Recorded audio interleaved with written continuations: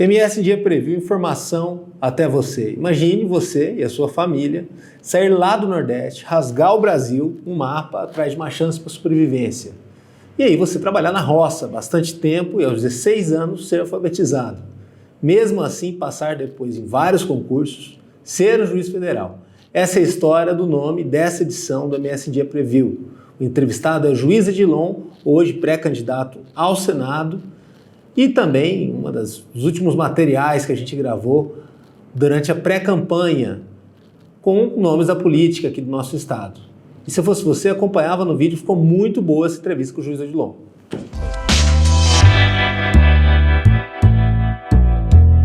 Seja bem-vindo, doutor Edilon, feliz por tê-lo aqui. O senhor que faz parte da história desse canal e foi a maior audiência em 2018. Na época era um pré-candidato a governo. E contou um pouco da sua história, de ideias para o Mato Grosso do Sul. Mas foi um fenômeno de audiência, né? Não só por conta da pré-candidatura, mas por conta de toda a sua trajetória, né? Até ali, de um herói nacional, de alguém que lutou contra o crime organizado, que defendeu a sociedade. A questão também é muito o que o Brasil faz com seus heróis, né? A gente tem um país de memória curta e que ultimamente tem sido um pouco mais até impaciente com as coisas na política e em tudo, né? Seja bem-vindo. Danilo, eu que agradeço e mando um abraço, cumprimento a todos os ouvintes, a todos que nos estão vendo também. MS em dia é importante, formação de opinião, isso é muito importante. Em 2018, vocês nos atenderam tão bem, magnificamente bem, né? Como você disse aqui, foi uma audiência muito grande. E é evidente que ajudou a gente a fazer uma exposição do nosso projeto político daquele ano, né? E esse ano a gente está de volta à política, né?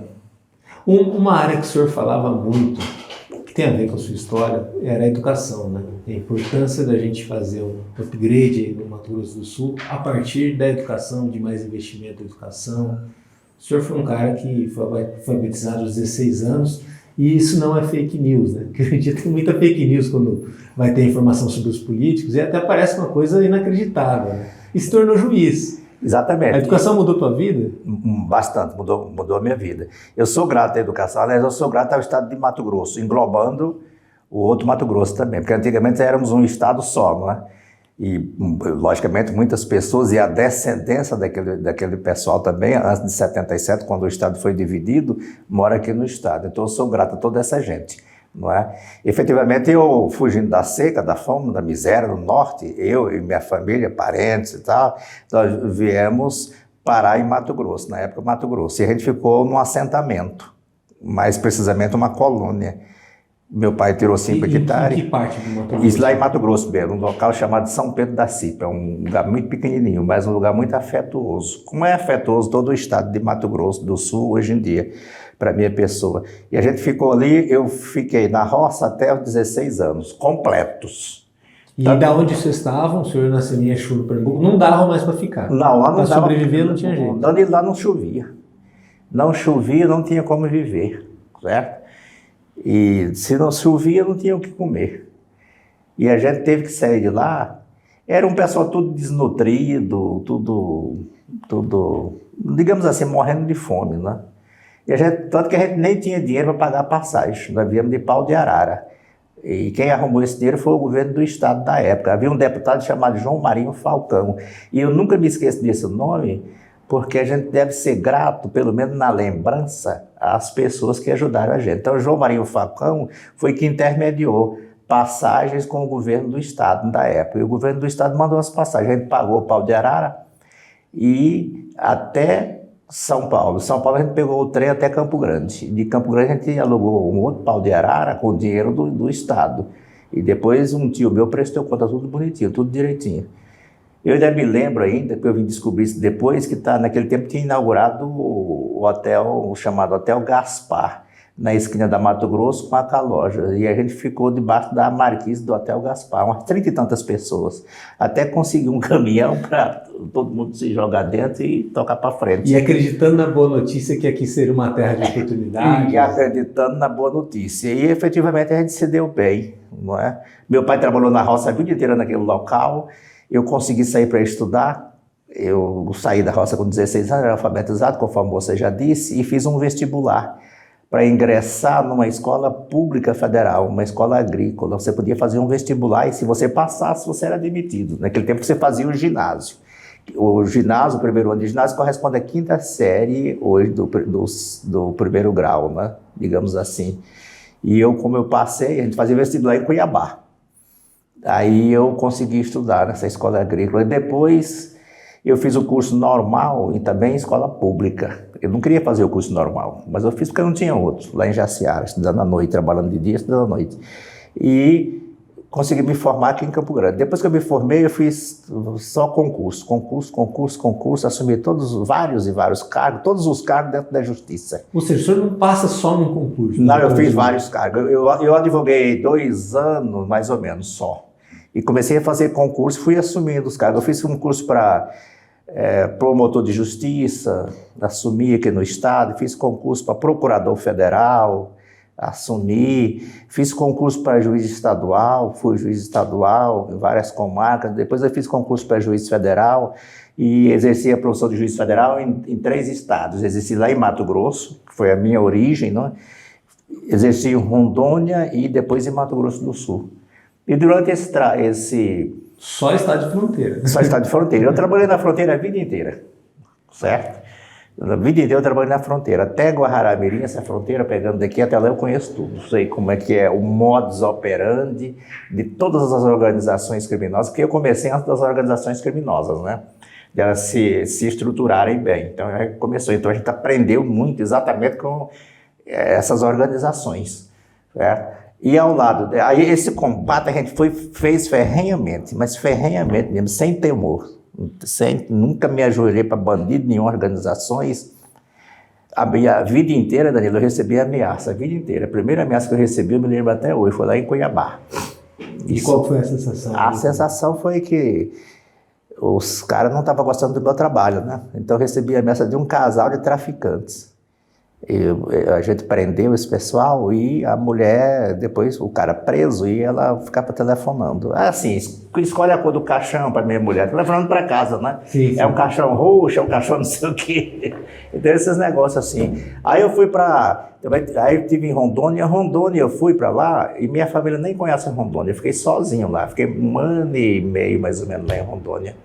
E eu fiz um trabalho muito bom também.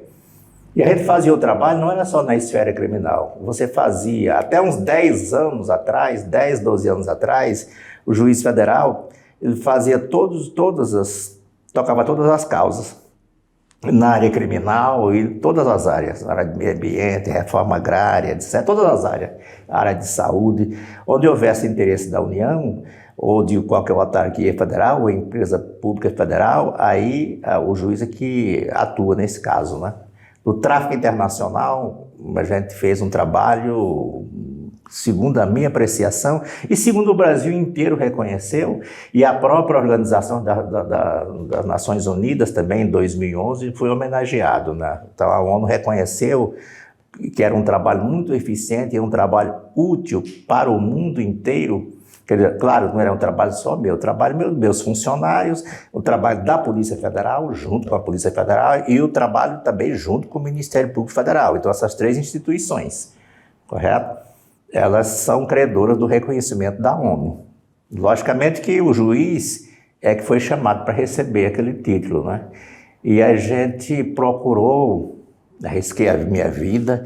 São incontáveis, Danilo, as ameaças que eu recebia. Aquilo para mim já virava rotina. Até para as pessoas terem noção do quanto que é importante esse trabalho que o senhor fez parte, que tanta gente hoje faz parte, o crime organizado, além dele fazer um mal danado para a sociedade, ele se alimenta das crises, né? Na miséria, da pobreza, e torna algumas regiões como fosse um poder paralelo. O crime organizado, aqui a gente combateu muita corrupção no Brasil, muita corrupção, desde lá do estado de Rondônia, Mato Grosso, a gente confiscou muitos bens de corruptos. A corrupção é uma erva daninha que mata por atacado, o corrupto é genocida. E na área do tráfico O senhor também. fala assim do dinheiro que o corrupto Do dinheiro desvia, do dinheiro que que o ladrão leva, é o dinheiro que era para estar na comida, no prato de alguém. Na alimentação. Eu vou só citar um exemplo aqui. O Brasil reconhece hoje 33 milhões de pessoas passando fome.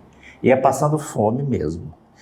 33 milhões de pessoas. O dinheiro da corrupção de um ano no Brasil, de um ano, principalmente de estados e municípios, daria para alimentar essas pessoas durante 13 meses. 33 milhões de pessoas corresponde a mais ou menos 15% da população do Brasil.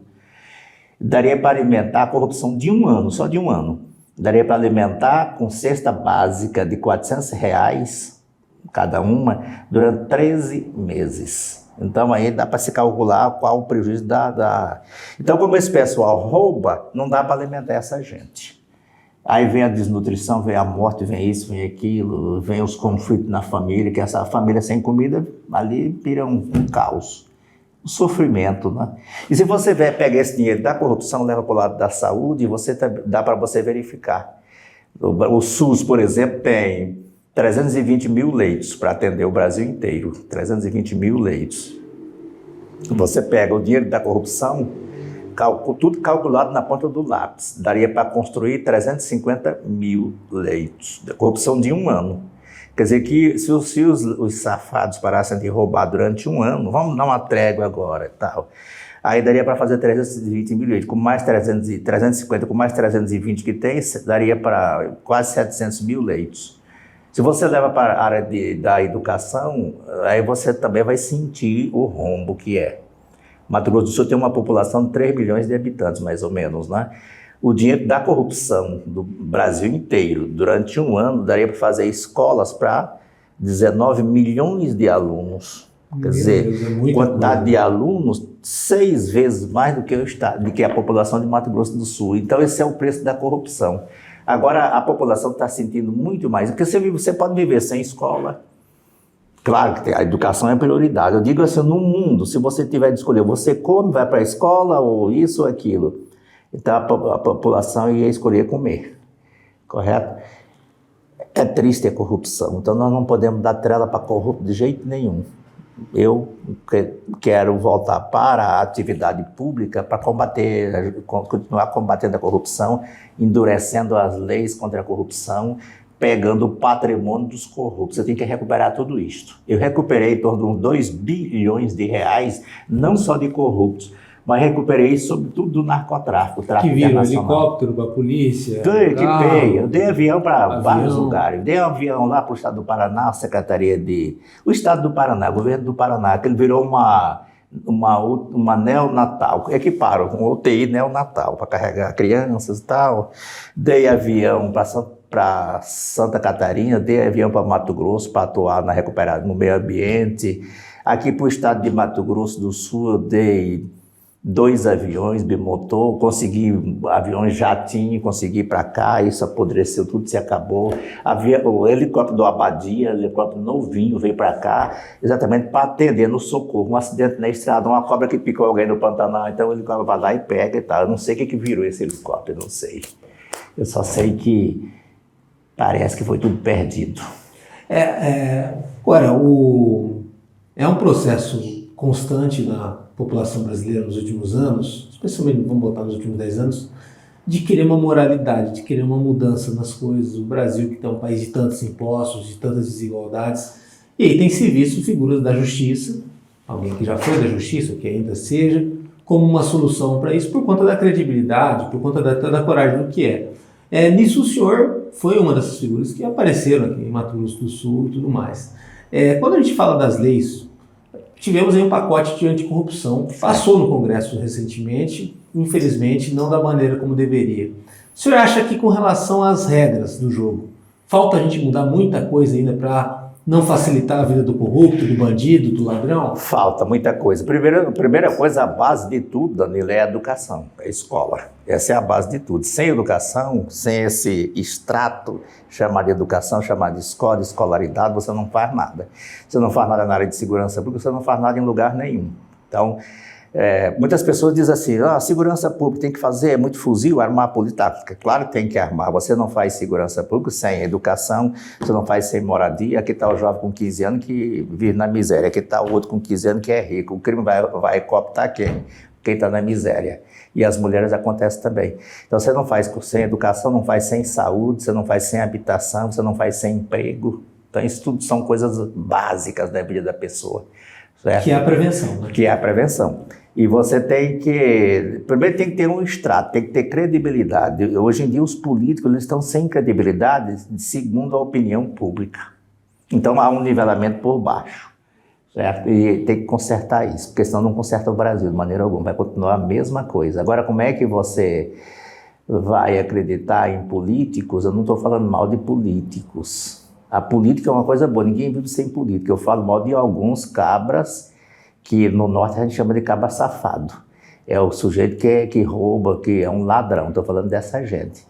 Agora, como é que você vai consertar isto se você tem 33 milhões de pessoas passando fome? Mato Grosso do Sul tem em torno de, seguramente, 500 mil pessoas passando fome. Mato Grosso do Sul.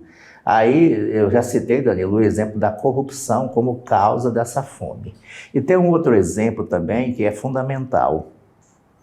A Tereza Cristina, por exemplo, eu conheço a Tereza Cristina há muito tempo. Só que no Ministério da Agricultura, a Tereza Cristina, ela exportou, se preocupou mais com exportação. Sou plenamente favorável às exportações. A Tereza Cristina andou como corretora pelo mundo inteiro, vendendo grãos, vendendo carne, tá ótimo para o Brasil, tem que vir dinheiro.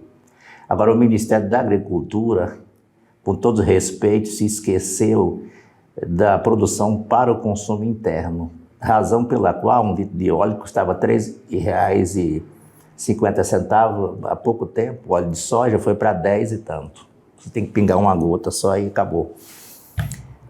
A carne moída, gente. Não tem carne, ninguém come carne, o arroz, o feijão. Então a fome vem disso aí também. O Brasil teria que ter dado mais atenção à agricultura familiar. É quem efetivamente produz e coloca na mesa do brasileiro para a gente comer. Então a fome vem disso aí também, sobretudo disto. Nós temos que exportar, porque o Brasil trabalha com duas moedas, ele trabalha com o real, que vale pouco, e trabalha com o dólar. Ou seja, ganha em real e paga em dólar, né? Exatamente. Então é interessante sim exportar, eu sou favorável à exportação, mas sem esquecer isso que eu disse. Então a produção para o consumo interno. Então o agricultor, classe média para baixo, ele produz para nós, deixa o grande exportar, não tem problema nenhum, correto? Porque vem dólar e... vindo dólar, vai ter geração de emprego, tem isso, tem uma série de coisas, habitação, etc. Cada empresa tem que ter a sua função social, seja grande, seja média, seja micro, seja pequena, a função social. Então, o Brasil, no meu entender, eu que já passei fome, e eu fui vinculado à agricultura a vida inteira, porque eu saí, me tornei juiz, mas a minha alma ficou lá, minha lembrança ficou lá, meus pais ficaram lá, acompanhei meus pais, meus tios na roça a vida inteira. Até meu pai morrer. Meu pai morreu já aposentado, recebendo um salário mínimo como lavrador, puxando enxada. A gente puxava enxada mesmo ali. Então nós temos que dar atenção a essa gente. A gente vai num assentamento, gente, que penúria. Como é que vai produzir ali? É uma praga lascada. Quem é que tem dinheiro para comprar digamos assim, o veneno ali. O maquinário. O maquinário. Tá? Eu fui numa aldeia indígena, em várias aldeias indígenas, eu me lembro bem de uma, no mês passado. Danilo tinha um trator lá, com 2 anos sem funcionar. Era o único maquinário que eles têm, e os pneus arriados. E como é que você conserta aquilo ali? E ninguém tem dinheiro, nem para comprar semente. Para poder aquela terra produzir, você tem que, mediante uma assistência técnica, você tem que arar, gradear e tal, e botar aqueles produtos, botar calcário, etc e tal. Tem um município aí, Niuaque, ele foi em Niuaque, nas aldeias e nos assentamentos. Aí lá eu conheci um engenheiro indígena, ele é engenheiro. Eu perguntei, como é que você atende aqui? São quantas pessoas para atender da assistência técnica aos assentamentos e às aldeias indígenas? Ele falou, só eu e 2 técnicos. Eu falei, vocês conseguem? Ele falou, não, a gente faz de conta.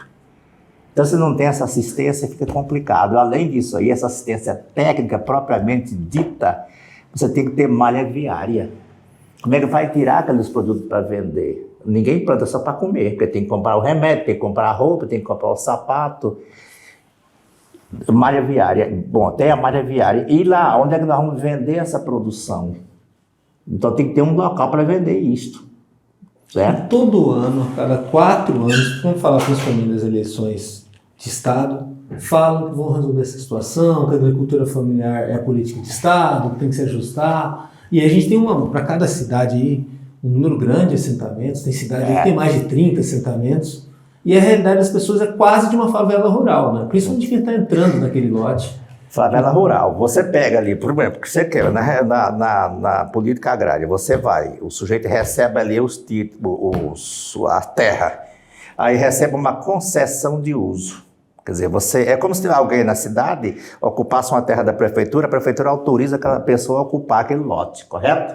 Não dá o título, ele não é dono de nada.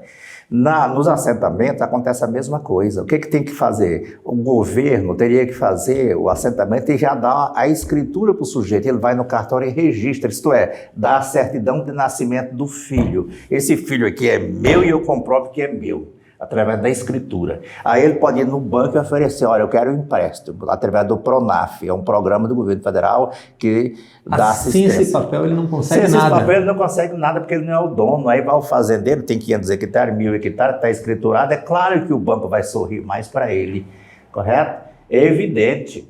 Porque como é que eu vou dar empréstimo, eu sendo o Banco do Brasil, como é que eu vou dar um empréstimo para aquele pessoal que só tem autorização para usar aquela terra? Eu vou receber isso ou não? Eu tenho dúvida se vou receber ou não. Então é melhor eu fazer um negócio seguro. Eu como banqueiro, fazer um negócio seguro, dar o dinheiro para quem me dá a garantia. E assim fica. Então o grande receio, esses assentamentos voltarem a ser uma favela, ser uma favela.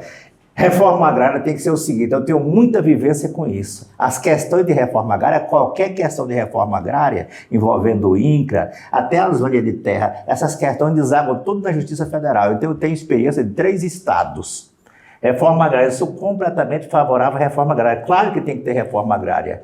Agora tem que mudar. A União Federal tem que meter a mão no bolso e pagar o valor de mercado, desapropriando aquela terra que seja improdutiva, que exista lá para especulação.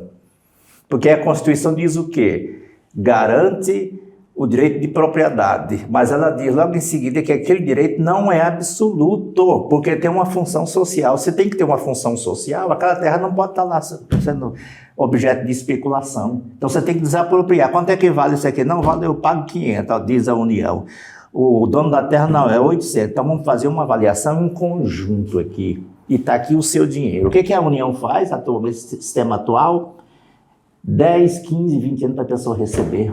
É uma enrolação. Não tem condições de... Quer dizer, atrasa com a sentada, atrasa com quem está vendendo a terra. Isso aí não tem jeito. Atrasa dando no suporte, na estrutura. Não tem, a mesma coisa terra indígena. Lá tem um artigo da Constituição que diz o seguinte: provou que é terra indígena, através de uma perícia histórica antropológica, aí o proprietário que recebeu a terra do avô dele, 80 anos atrás, como acontece aqui em Mato Grosso do Sul e no Brasil inteiro, ele tem que sair com a mão na frente ou atrás, tampando a nudez, se provar que é terra indígena. Aí os índios entram. Eu sou favorável ao seguinte: é terra indígena, vamos fazer a perícia histórico-antropológica. É terra indígena? É.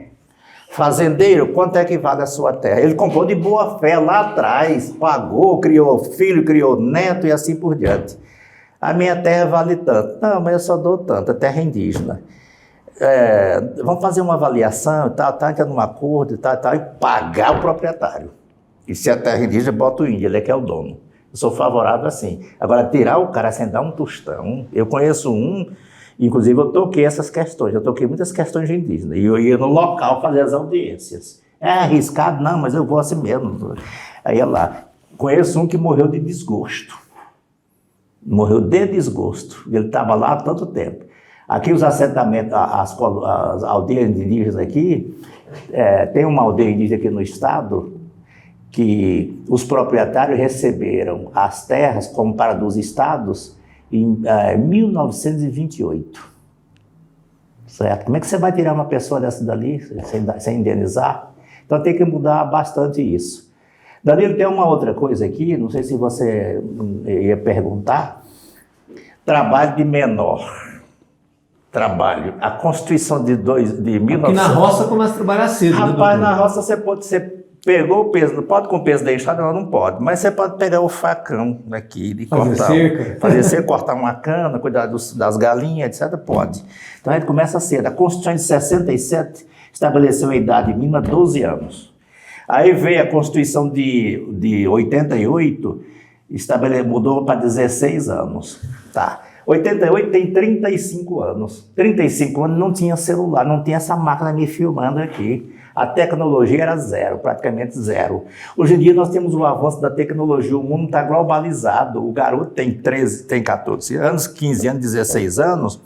Ele é um expert no mundo digital. Não tem mais papel. É o que mais entende na família nesse assunto. É o que mais entende na família. Olha, aí você pega justiça, você vai na justiça. Falar em justiça, são 20 mil juízes, só 38% são mulheres, tem uma coisa errada aí. Bom, você vai na justiça, não tem papel, é tudo no computador. Você faz uma audiência com o Japão, em qualquer lugar. Eu já fiz audiência no Paraguai, com qualquer lugar. Assim, você vai, eu vai testemunha, a testemunha está no salão, você pede para parar um pouquinho e tal. Tecnologia. Você vai em bancos, está tudo informatizado, não tem papel. As grandes empresas não têm papel.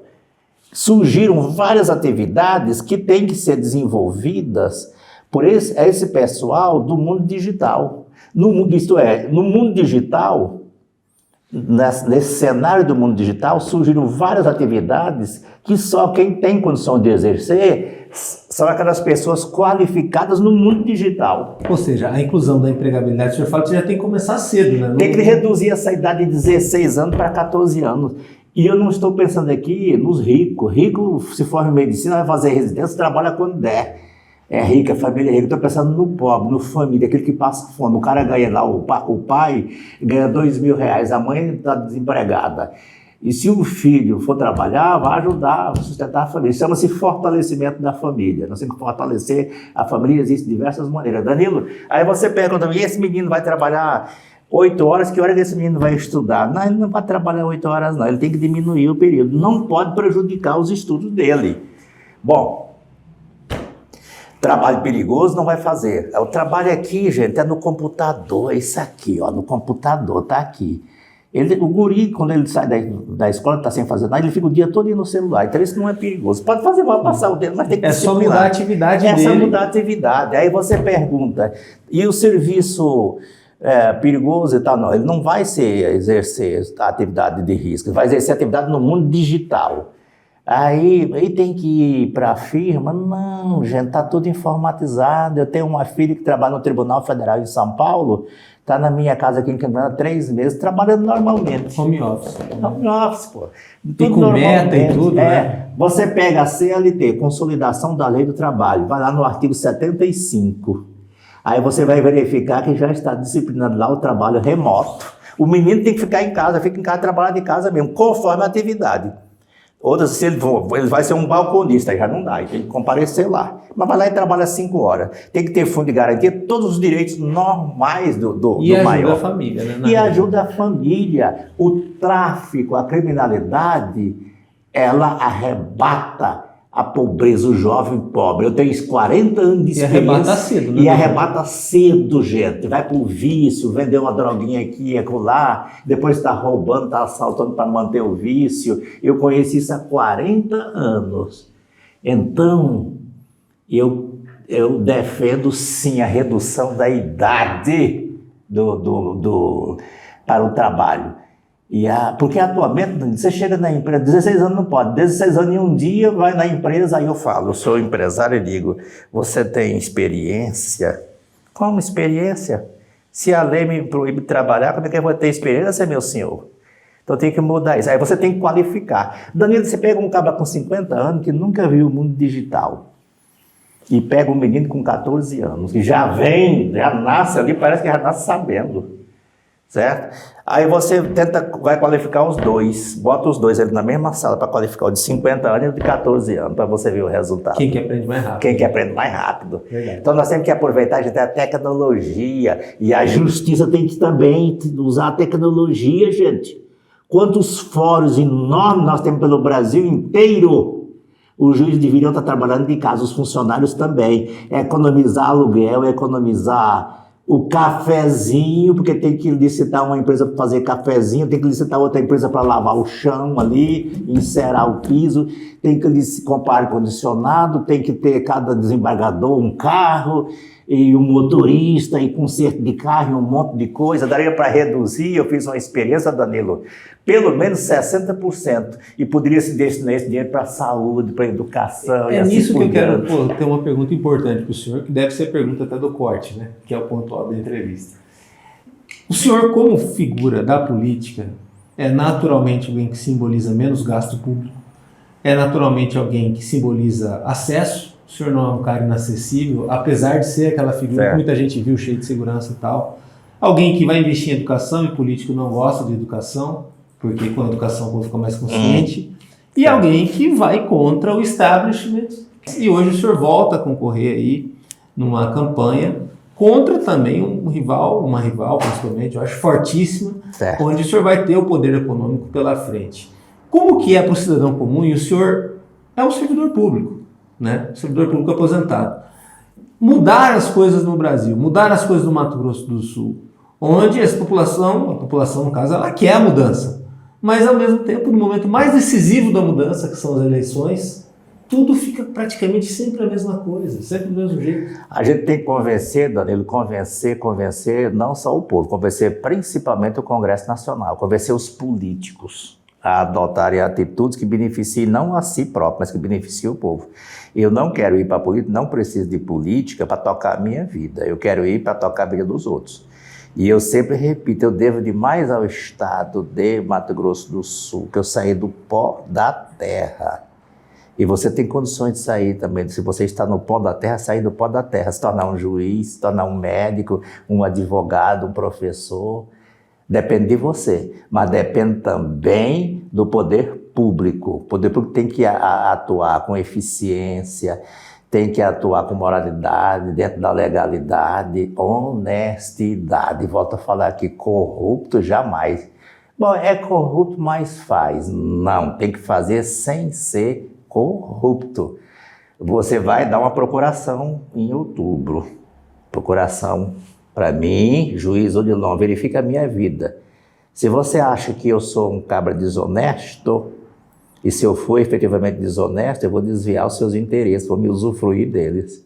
Você vai dar uma procuração para o governador, alguém governar. Você vai dar uma procuração para alguém ser deputado estadual, fazer a lei a nível estadual, o deputado federal. Então você tem que delegar poder, você vai ter que delegar poder, isso é da democracia. Só que você tem a responsabilidade de saber a quem você delega esses poderes. A internet está aí, é só você consultar. E se fizer uma boa escolha, as coisas mudam também. Se você fizer uma boa escolha, a questão não é só sua. É direito difuso, é direito da coletividade. A questão é sua, do seu vizinho, é do seu filho, é do seu neto, é do seu irmão, é de todo mundo, já é direito coletivo. Se eu escolher mal, estou escolhendo mal, não é só para mim, é para você também. Então, a responsabilidade é sua. Na verdade, dia 2 de outubro, você vai ser o juiz, você vai ser tudo na vida nesse dia. Tem que ter muita responsabilidade, muito cuidado. Danilo, se você ainda me permite, claro. Eu queria dizer aqui, ainda dentro do fortalecimento da família, a família é tudo, é a base da sociedade. Eu quero registrar aqui que eu me casei com Maria Divina, negra, há 48 anos, conheci no assentamento. Ela não era assentada, Danilo, ela morava lá perto. O velho, o meu sogro, o seu Francisco, era mais melhoradozinho, tinha uma áreazinha maior. E a gente brincava ali quando criança e tal, tudo bestinha e tal. Depois a gente cresceu, a gente se casou. E eu vivo com ela há 48 anos. Danilo, o que eu quero dizer é o seguinte, está havendo uma diferença, uma discriminação muito grande entre homens e mulheres, certo? Nos ganhos. Eu não sei se alguém já disse isso para você aqui. Eu já adiantei aqui que 20 mil juízes no Brasil tem só 38% de mulheres, 62% são homens. Se você vai para aquele serviço burocrático da justiça, aí inverte a situação. Quer dizer, 56% são mulheres e 44% homens. Então inverte a situação. Por quê? Porque como juiz ganha mais. Certo? Então, há uma discriminação muito grande. No serviço público federal, Danilo, só para as pessoas entenderem, no serviço, aqueles cargos em comissão, cargo de confiança, tem o nível 1, nível 2, nível 3, nível 4, nível 5, nível 6.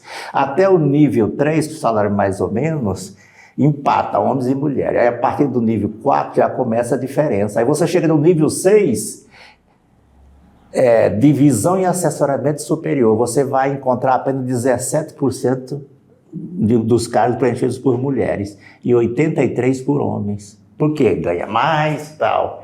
Tem que haver, já tem até uma reserva, obedecer a um percentual. Por que a lei não diz assim, não, tem que ser 50%? 50% da população, mais da metade da população é mulher no Brasil. Então, é necessário que haja uma repartição necessária. Aí eu digo ainda, outra discriminação, a lei eleitoral, ela reserva 30% ou 33% para mulheres, né, ser candidatas. Sim. Tá, aí nenhuma ganha. Mas não tem estrutura, né? Não tem Geralmente estrutura, gente. O problema não é esse. Nós temos que estudar no legislativo. Legislativo, vereadores, 16% são mulheres. Então tem que fazer o quê? Reserva, tem que reservar 50% mulheres. Então vamos começar com 30%. 30% para serem candidatas. E 30% dos lugares ali, se tiver 30 vereadores. Então tem que ter 10 reservados para mulher. Aquelas que foram mais votadas, vai de cima para baixo. Até para a sociedade ter uma representatividade ali. Para ter uma representatividade, não fica sem, né? De reservar só 10% para se candidatar, e se não ganhar, fica a mesma coisa, sem enrolação. Então tem que reservar isso, gente.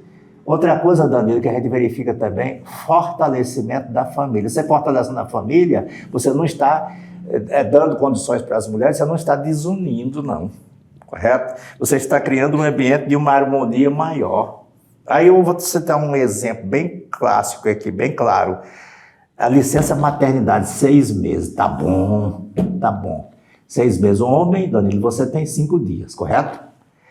Eu defendo que o homem, o companheiro, o marido, ele tem os 5 dias, mais um dia a cada quinzena, até vencer os 6 meses da mulher. Porque a mulher, depois daqueles 5 dias que o marido tem direito, ela precisa retornar ao médico, fazer uma revisão da cirurgia, etc. Aquilo é uma coisa natural. Às vezes ela só tem ele para contar, né? Ele só tem ele ali. Eu estou falando do pessoal pobre, não estou falando de rico, não. É uma pobreza. Aí tem que levar a criancinha no médico e tal, tem que ir no lugar, tem que ver aquilo, levar no pediatra, assim por diante. Eu defendo isso também.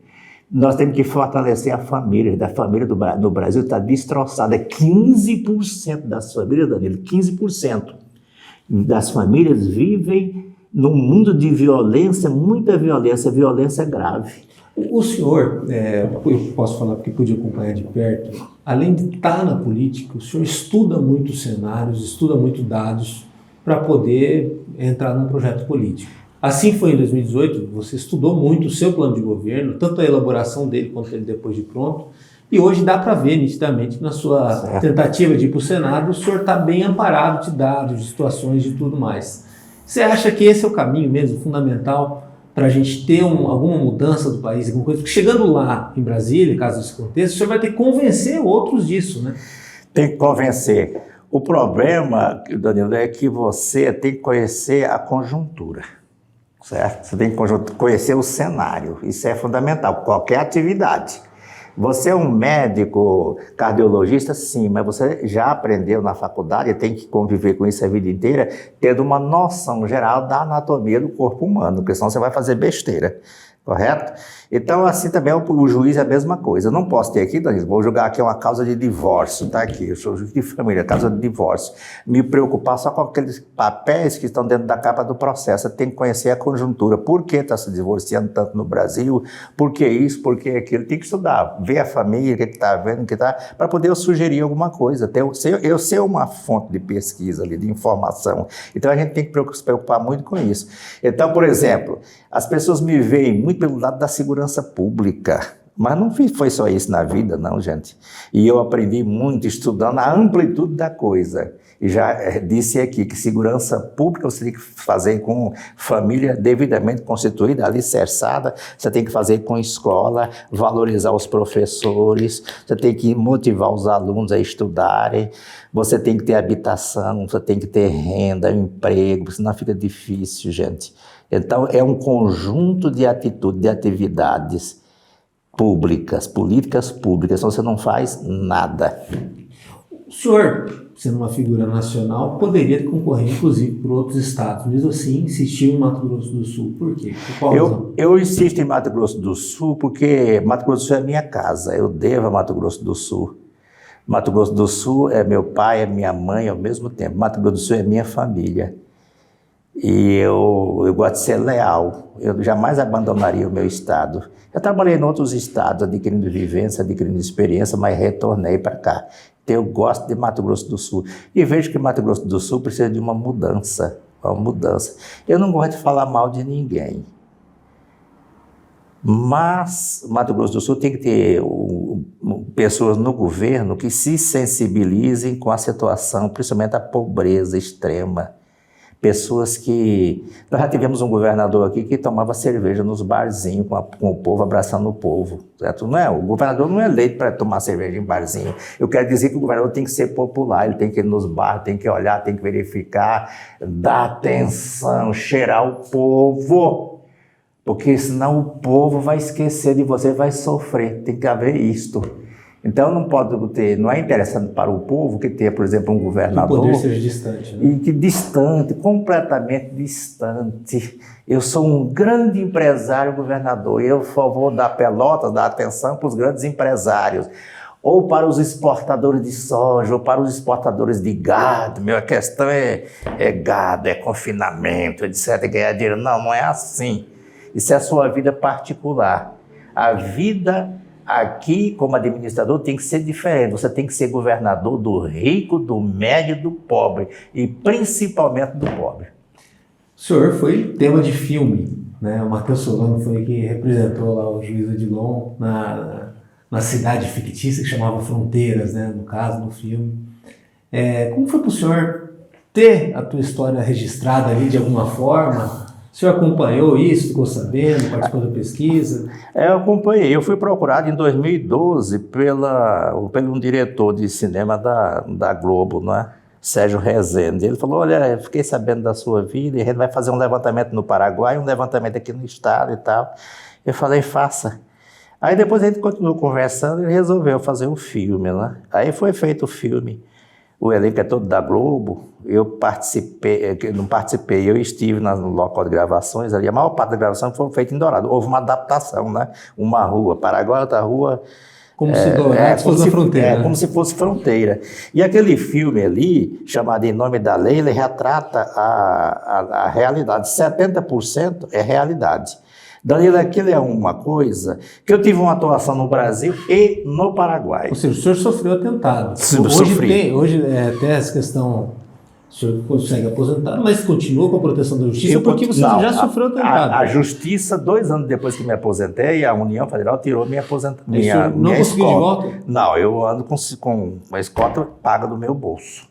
Eu acho uma ingratidão. Ou seja, como se o crime fosse esquecer tudo. Exatamente, eu fiz, trabalhei, me coloquei na linha de fronteira, digamos assim, como um sentinela, uma tela correndo para um canto para outro, para não deixar droga nem grandes contrabandos, e outros crimes também de fronteira, crimes financeiros. Atuei muito na área de lavagem de dinheiro, de crimes financeiros, protegendo o sistema financeiro nacional, aliás, nacional não, internacional, que é, digamos assim, e aquele filme retrata bem a realidade. Eu participei de muitas operações da Polícia Federal, ia lá no Paraguai, que a Polícia Federal realiza, desde 1994, uma operação chamada Aliança, hoje em dia Nova Aliança. Todo ano vai lá e, juntamente com a Polícia do Paraguai, destrói maconha. E aquilo faz um desastre. Lá tem 5.500 hectares de maconha, certo? Então, um prejuízo. Eu sempre costumava ir nessas operações. E foi feito esse filme. E aquilo ali, Danilo, mostra uma realidade que o Brasil não conhece. Só quem conhece aquilo ali é quem vive naquele fumaceiro, naquela poeira. Só quem vive ali. Naquela área difícil, naquela coisa de fronteira ali. Ali não é para qualquer um. E Daniel, é que você perguntou, e agora em março, agora foi lançado um documentário chamado Odilon, Réu de Si Mesmo. Todos os países da América Latina, que mostra o trabalho feito pela Polícia Federal, juntamente com o juiz Odilon, o Ministério Público. Então, um documentário, como é documentário, eu apareço ali naqueles documentários. Tem muitas entrevistas, Sérgio Moro, várias autoridades, a autoridade do Paraguai, que ajudava a combater, uma família do Paraguai, que inclusive está sendo dizimada pelos criminosos. Eu me refiro a Robert Acevedo, governador do departamento de Amambai, no Paraguai.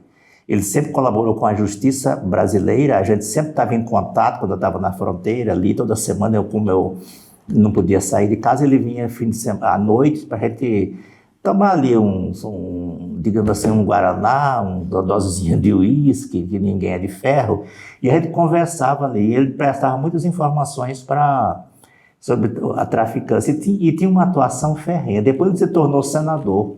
Houve um consórcio de traficantes para matar o juiz Odilon e matar o senador Acevedo. Eu tinha uma escolta, era protegida em Ponta Porã pela Polícia Federal e pelo Exército. A família dele foram 3 atentados. Foram. Aí em 2010, Acevedo, os bandidos cumpriram. E o carro do Acevedo, ele foi atingido por 40 tiros de fuzil. A guarda dele morreu toda. E ele recebeu um tiro de raspão no rosto e um tiro aqui no braço. E ele só não morreu por causa do motorista. Porque quando deram os tiros, passou de raspão nele, ele se jogou no assoalho do carro, o motorista recebeu um tiro na cabeça e caiu por cima dele. E os outros que estavam atrás, a guarda dele também, toda foi fuzilada. E por isso, aí ele ficou quietinho ali, não morreu por causa disso. Correto? Veio morrer de Covid. Depois o irmão dele, um assessor dele, um secretário dele, quando ele era governador, já tinha sofrido um atentado. E ficou sem as 2 pernas. Ele recebeu, parece que 8 tiros de pistola. Teve até esse caso recente do promotor, que foi receber a notícia que ia ter um filhinho, e aí os caras de jet ski vieram e mataram. Exatamente. Então, aquelas ali são bandidos, PCC, ligado a traficantes da Colômbia. O Zé Carlos também, que eu conheci muito, foi assassinado este ano no Paraguai, é irmão do Robert Acevedo. E aquilo ali é o tráfico de droga que mata. Certo? Agora tem uma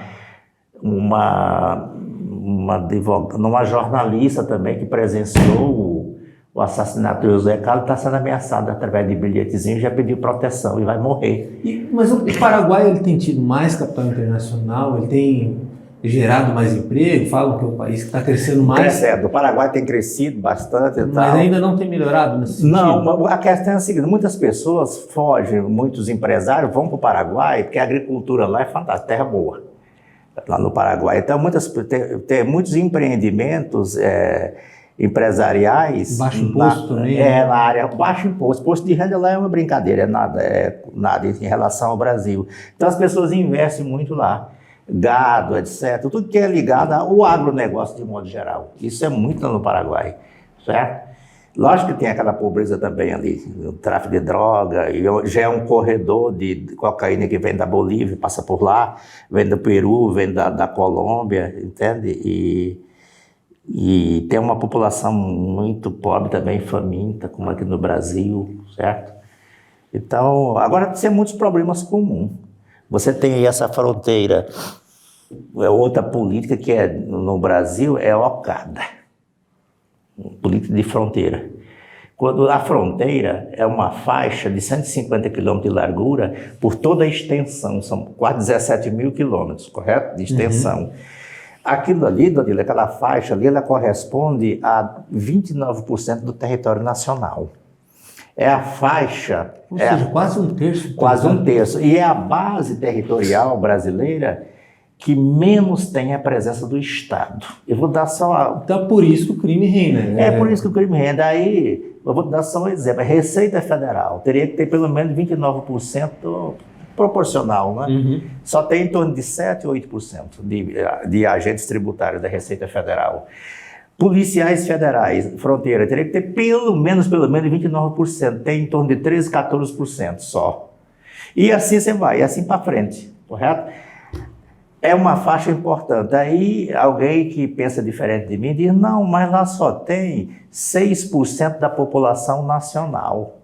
Isto é, 11 milhões de pessoas, mais ou menos. Mas aí é que precisa a presença do Estado, porque senão a criminalidade toma conta. Se tivesse mais gente, ia ser muito pior, né? Se o Estado vira as costas, e quando você trata de crime transnacional, quanto menos habitada é a região, melhor para o criminoso, porque são os crimes praticados na escuridão, às ocultas. Então, é uma política muito para se combater. Ali você tem a Covid. Como é que você vai combater a Covid sem que haja um consenso entre os países, uma cooperação internacional? Não tem como, certo? A mesma coisa. Você tem problemas comuns na segurança pública, na saúde e até na educação com relação ao Paraguai, vamos supor. Vamos fitar no Paraguai. Então, se não houver um trabalho em conjunto ali, não tem condições. Não funciona, não adianta. E a faixa de fronteira tem mais essa legislação especial. Então, por exemplo, a compra de terra por estrangeiros, se você quiser montar uma televisão na faixa de fronteira, você tem que ter uma autorização especial, tem limitação de pessoas que atuam no Brasil. Se você tem uma estrada, por exemplo, que vai sair no Paraguai, tem uma série de limitações. Não tem... Caso o senhor vá para Brasília, claro que será um senador de Mato Grosso do Sul, mas será muito um senador da fronteira também. A gente tem que cuidar do Brasil inteiro. Eu sempre chamo, Danilo, os policiais de Mato Grosso do Sul, Polícia Federal, Rodoviária Federal, Polícia Civil, PM, todos são heróis nacionais. E muita gente não entende isso. Gente, esse pessoal fica na faixa de fronteira ou até mesmo fora da faixa de fronteira. Não, a faixa de fronteira é uma rede que eles ficam ali. Aí tem outra rede aqui nessas outras cidades, evitando que vá o agrotóxico, que vá o veneno, aquela coisa toda, os grandes contrabandos, a droga para o Brasil inteiro. Por isso eles são heróis nacionais. Vou citar um exemplo, eu gosto de fornecer dados. Você que trabalha aí, digamos, em Três Lagoas, você tem um estabelecimento comercial, você serve refeições, é um restaurante, vende isso, vende aquilo, vende cigarro também. Se não fosse o contrabando de cigarro, você venderia 40% a mais do cigarro. Estou dizendo só o cigarro, 40%. Então, o consumo de cigarro no Brasil, 40% vem do Paraguai. Aí vem o imposto, vem a saúde. O cigarro do Paraguai ele tem 4.000 substâncias que fazem mal para a saúde. Vem o imposto, isso afeta, logicamente, o comércio, como eu disse aqui, e afeta também a geração de emprego, porque no mercadoria contrabandeada, qualquer tipo de mercadoria contrabandeada. Se eu estou aqui com o meu comércio legal, eu emprego 6 pessoas, vamos supor. E o contrabandista aqui, se ele vai negociar a mercadoria dele, vai empregar 1. Então, é uma desproporção muito grande, certo? São estratégias totalmente diferentes. Estratégia. Tem o problema da saúde, a saúde das pessoas, saúde animal e o meio ambiente também. Agrotóxicos, por exemplo, meio ambiente. E aqui no Brasil, uma fortuna de agrotóxicos que entra prejudicando tudo. Olha, obrigado pela entrevista. Feliz da vida. Agradeço imensamente. E o que tem de diferente do Juiz Edilon para 2022 em relação a 2018? Rapaz, eu só não trago a 2018. Na 2018 eu estava aprendi. A gente sai da justiça com uma visão diferente desse mundo aqui fora. Eu não quero dizer que o mundo político é pernicioso, não é isto. Mas é muito particular. Né? Mas é diferente, completamente diferente. Lá você fica entre 4 paredes. Eu nunca fiquei entre 4 paredes, porque eu sempre tive projetos sociais, desenvolvi projetos sociais aqui no Estado para pagar a minha dívida. Eu devo para você, sou seu devedor. Você é meu credor. Então, é bem diferente. Então, eu aprendi bastante. E a gente aprende até as tarefas de psicólogos na política, quando a gente entra. Isso não é assim como eu pensava. Isso é assado. O comportamento das pessoas a gente aprende. Isso é fundamental. Então, eu aprendi bastante. E a gente, em 2018, a gente fez um estudo muito bom com relação ao Estado, as necessidades do Estado, né, para poder você ser um governador.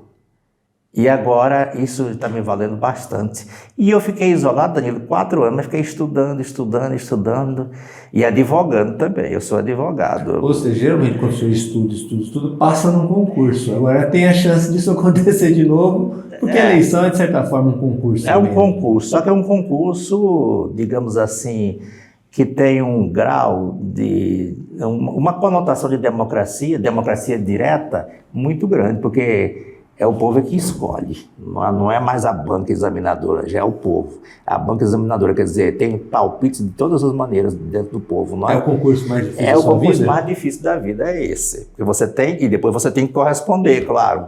Porque senão você vai viver na ilegalidade. Você tem que ser legalista. Você não vai viver. Então você vai, digamos assim, trair as normas da democracia. E uma dessas normas é exatamente a confiança, aquela confiança que o povo depositou em você e que você precisa ser uma fonte dessa confiança a vida inteira em relação ao povo. O senhor chegou a conhecer o Sérgio Moro? Conheci muito, nós fizemos muitos cursos juntos. O Sérgio Moro ele assumiu uma vara de lavagem no Paraná. Cada estado criou uma vara de lavagem. E aqui na vara de lavagem eu fui o titular dela a partir de 2005. E o Sérgio Moro na vara do Paraná. Então a gente fazia muitos concursos, Os americanos têm um projeto esse negócio de lavagem de dinheiro e combate aos crimes financeiros, tudo isso começou nos Estados Unidos, correto? Os 7 países mais ricos do mundo, há uns 20 anos atrás, perceberam que o sistema financeiro merecia proteção e que você tinha que combater o patrimônio das pessoas, dos delinquentes, e não só o delinquente, principalmente o patrimônio. Aí foi criado um órgão chamado GAFI. GAFI é o grupo digamos assim, de inteligência financeira internacional. Ele fica sediado na França. E cada país cria o seu grupo também, o MIME. Na França, para a Operação Marcélia, que foi lá nos anos 70. Isso, exatamente. Aqui no Brasil foi criado o COAF, tal país, tal, assim por diante. Não é? E esses grupos, todos eles são filiados ao GAFI, e é assim que funciona, para combater exatamente o sistema financeiro, que não é mais o sistema financeiro nacional, é internacional. E o Brasil adotou isso em 98, criou uma lei de lavagem, é uma lei boa. E a gente conseguiu tomar muitos bens de bandido com relação a amparado nessa lei. Está torcendo pela eleição dele lá no Paraná também? Vocês podem ser colegas de Eu gosto do Senado. Sérgio Moro. O Sérgio Moro é uma pessoa, tem uma formação religiosa, uma formação cristã muito boa. Ele é muito preparado como juiz, tem muitos cursos, fizemos muitos cursos aqui no Brasil. Curso promovido pela OEA, promovido pelos Estados Unidos. O Sérgio Moro foi aos Estados Unidos fazer curso. Ele é uma pessoa muito preparada, decente. Infelizmente estão tirando a roupa dele e pintando e vestindo uma outra roupa. E estão cometendo uma injustiça com relação ao Sérgio Moro. Claro que todo ser humano erra. Lógico que eu já errei também como juiz, é evidente. Mas não é um erro proposital. Então nós temos que examinar as coisas com reflexão. E ter sobriedade nas decisões. Ter sobriedade nas decisões. Muita sobriedade. Obrigado. Até a próxima. O senhor volte para mais outra entrevista. O senhor que sempre traz um grande debate, uma audiência ótima aqui para o MS Dia. Agradeço enormemente. Um abraço para todos vocês. Você quer acompanhar mais dessa entrevista e de outras, só acessar depois www.msdia.com.br ou conferir no YouTube do MS Dia, no Facebook ou no Instagram. Até a próxima.